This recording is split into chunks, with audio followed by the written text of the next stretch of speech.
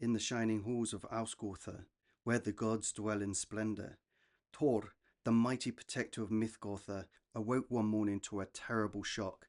His hand reached instinctively for Mjolnir, the legendary hammer that never misses its mark and always returned to him. But it was gone. The mighty weapon forged by dwarven smiths and imbued with thunderous power had vanished from his side while he slept.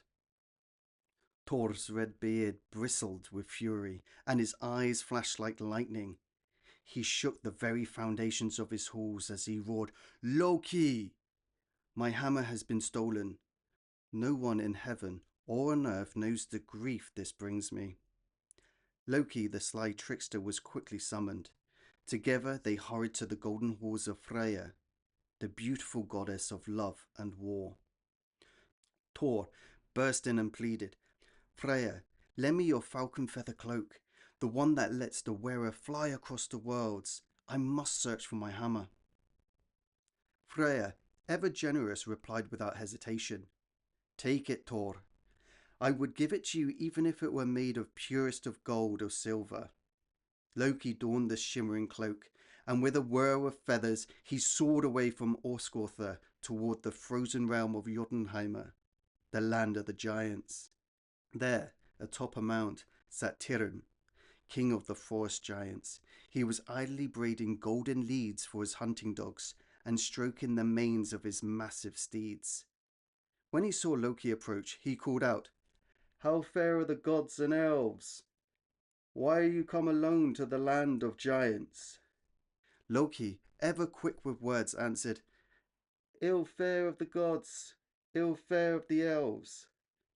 Have you hidden Thor's hammer, Thrym?" Thrym laughed, a sound like cracking ice. "Indeed I have. I have buried Mjolnir 8 miles beneath the earth where no one can reach it. But I will return it on one condition. Bring me Freya, the fairest of the goddesses, to be my bride." Loki flew back to Orthgotha at once. He found Thor waiting anxiously in the courtyard. "Well," Thor demanded, "what news do you bring me?" "Trouble and tidings both," Loki said. "Thrym has your hammer buried deep. He demands Freya as a wife in exchange." Thor and Loki rushed to Freya at once. "Freya," Thor said urgently, "put on your bridal veil. We must journey to Jotunheimer together." At this, Freya's rage erupted like a storm. She snorted so fiercely that the halls of Orskotha trembled, and the precious necklace of Brisinga burst apart from the force. "Never," she cried. "Call me the most wanton woman alive if I go to the giant's home as a bride." The gods and goddesses gathered in council, desperate to recover the hammer that protected them all from the giant's threats. Heimdallr, the watchful guardian of Bifrost Bridge, who could see far into the future like the Vanir, spoke up. "This dressed Thor himself as the bride. Adorn him with Freya's necklace, hang keys at his waist like a housewife, drape women's garments to his knees, place bridal jewels at his breast, and cover his head with a fine cap."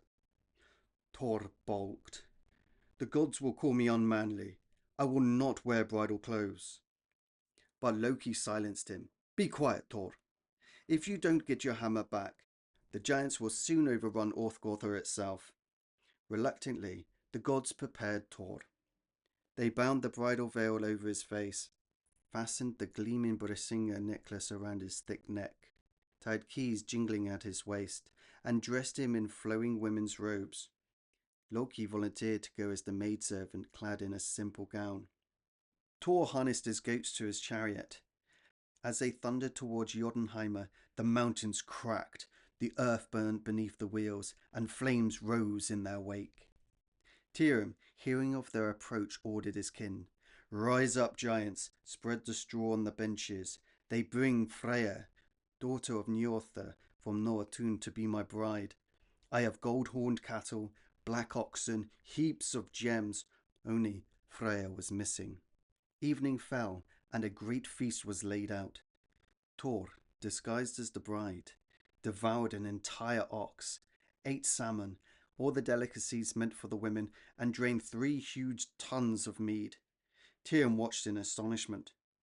What bride ever ate so heartily or drank so much mead? Loki, as the clever maid-servant replied smoothly, Freya has fasted for 8 nights in a burning longing to reach Jotunheimr.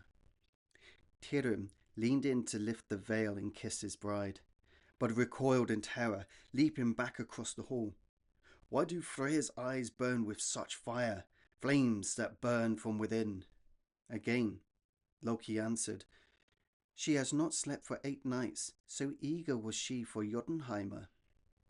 Then came Thrym's aged sister, greedy for bridal gifts. Give me gold rings from your fingers, Freya, if you wish for my love and favour. Thrym, eager to seal the marriage, called out, Bring me the hammer. Lay Mjolnir on the maiden's lap so that Thor, goddess of vows, may bless our union.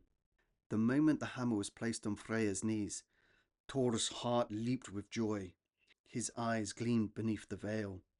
With a mighty roar, he tore off the disguise, seized Mjolnir, and swung it in a deadly arc. First he crushed Thrym's skull. Then he felled every giant in the hall. The old sister who begged for rings received, instead, the full force of the hammer. No coins or gold, only death. Thus, with thunder echoing through Jotunheimr, Thor regained his mighty hammer Mjolnir, and returned triumph to Orthgotha, where the gods rejoiced. The protector of Mythgotha was armed once more, and the giants learned anew the price of stealing from the thunder god. If you're enjoying these videos, then give them a like and subscribe for more. I'm currently creating the Norse archetype course. I've handpicked 6 Norse archetypes, gods and goddesses. We'll be looking at why these myths associated with these archetypes are relevant in modern life. We'll be looking at the shadow side, what signs to recognize so that we can change and evolve. And we'll be looking at the integration, how we can change and integrate that new story within ourselves. There are 3 pieces of work that you can do over the 2 weeks between the classes. Level 1 is a Stoic practice involving meditation and visualization. Level 2 is the bridge between level 1 and 3. Level 3 is a left-hand path ritual for those seeking those deeper dives into their psyche. If this interests you, then hit that notification bell so you can stay up to date for when I launch. If you're looking for something stoic, then I have the 7-day challenges. And if you're looking to broaden your knowledge, I have 2 ebooks, The Art of Creating New Habits and The Process of Meditation and Shadow Work. I also have one-to-one sessions for those seeking a deep transformation. If this sounds good to you, then check out my Patreon. The link is in the description.